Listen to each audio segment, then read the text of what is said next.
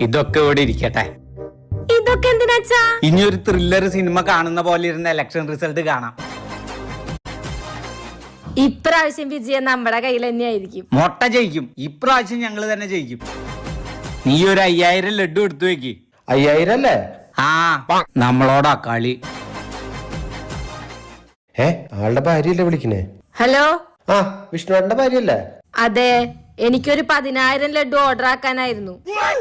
നിങ്ങളുടെ ഭർത്താവ് പറഞ്ഞ 5000ന്റെ കൂടെയുള്ളതാണോ? അതല്ല, അത് തോറ്റവർക്ക് കഴിക്കാനുള്ള 5000, ഇത് ജയിച്ചവർക്ക് കഴിക്കാനുള്ള 10000.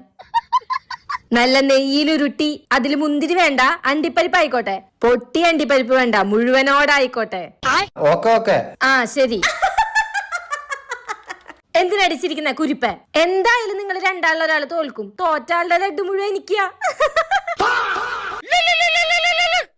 എന്താ ചേട്ടാ? ആ അഡ്വാൻസ്